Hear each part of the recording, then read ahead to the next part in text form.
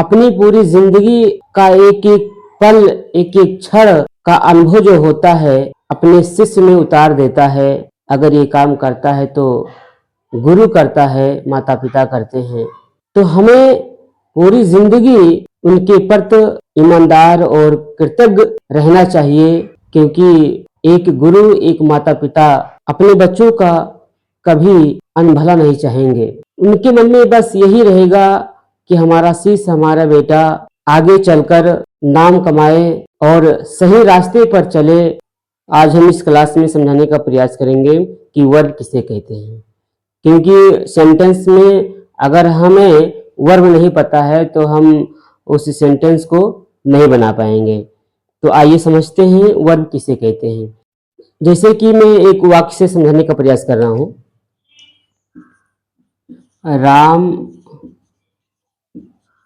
School में पढ़ता है। ठीक है, राम स्कूल में पढ़ता है। तो देखिए इसमें कार्य हो रहा है। कौन सा कार्य हो रहा है? पढ़ने का कार्य हो रहा है। ठीक, कौन पढ़ रहा है? राम पढ़ रहा है। कहाँ पढ़ रहा है? स्कूल में पढ़ रहा है। तो इसमें जो है पढ़ने का कार्य हो रहा है, यानी कि ये पता चल रहा है कि अगर कोई वर्ड में, कोई शब्द में कोई एक्शन पाया जाए, समझ रहे हैं, जैसे कोई क्रिया हो, कोई एक्शन हो, उसे हम वर्ब कहते हैं। या कोई कार्य का होना पाया जाए, जैसे पढ़ना, खाना पीना, लिखना, सोना, जाना, ये सब बहुत सारे वर्ड हैं जिन्हें हम वर्ब के नाम से जानते हैं। तो ये हमारा वर्ब हो गया। तो अगर आपको पता है कि ये हमारा वर्ब है, ये हमारा सब्जेक्ट है और ये हमारा ऑब्जेक्ट है, इसका मैंने एक नियम बताया था, subject plus verb plus object. ठीक है, ये बहुत ही महत्वपूर्ण सूत्र है, इसको ध्यान से याद रखिए। देखिए अगर मुझे पता है कि सब्जेक्ट राम है तो यहां पर आप राम लिख दिए। ठीक, वर्ब क्या है? पढ़ता है, तो आप जो है पढ़ना इंग्लिश रीड्स होता है, रीड्स लिख दिए। अब कहाँ ऑब्जेक्ट क्या है? स्कूल में, तो इन स्कूल।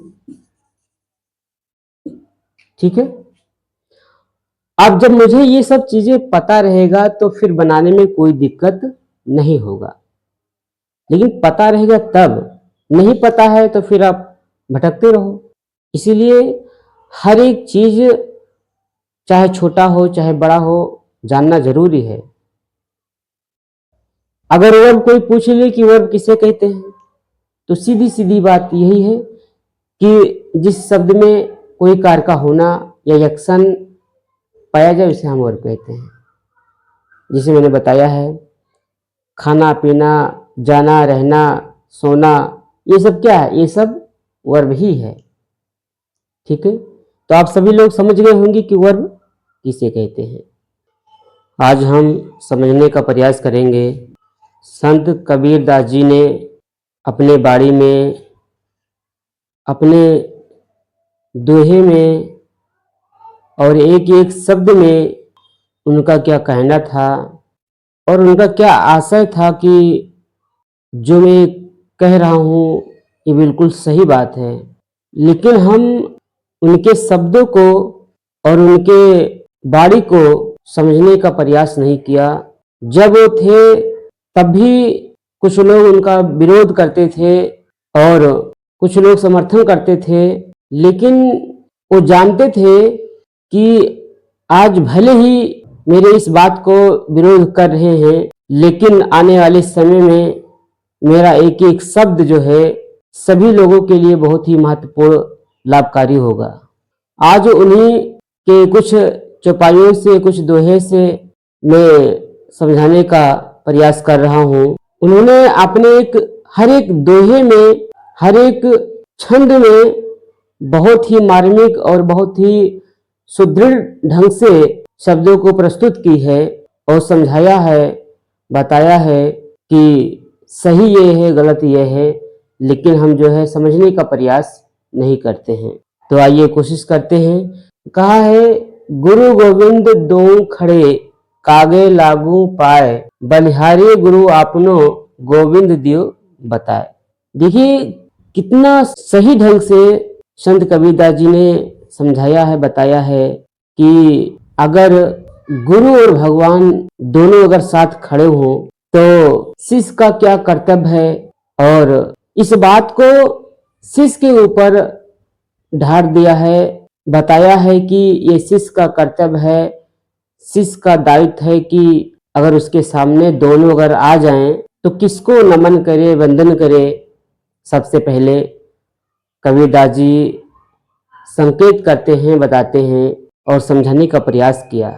जो सबसे पहले आपको मार्गदर्शन देता है, आपको जहां जाना चाहिए वहां पहुंचाता है, अपनी पूरी जिंदगी का एक एक पल, एक एक क्षण का अनुभव जो होता है अपने शिष्य में उतार देता है। अगर ये काम करता है तो गुरु करता है, माता पिता करते हैं। तो हमें पूरी जिंदगी उनके प्रति ईमानदार और कृतज्ञ रहना चाहिए, क्योंकि एक गुरु, एक माता पिता अपने बच्चों का कभी अनभला नहीं चाहेंगे। उनके मन में बस यही रहेगा कि हमारा शिष्य, हमारा बेटा आगे चलकर नाम कमाए और सही रास्ते पर चले, जिससे अपने द्वारा और लोगों को साथ में रखकर सही दिशा में चलने का प्रयास करे।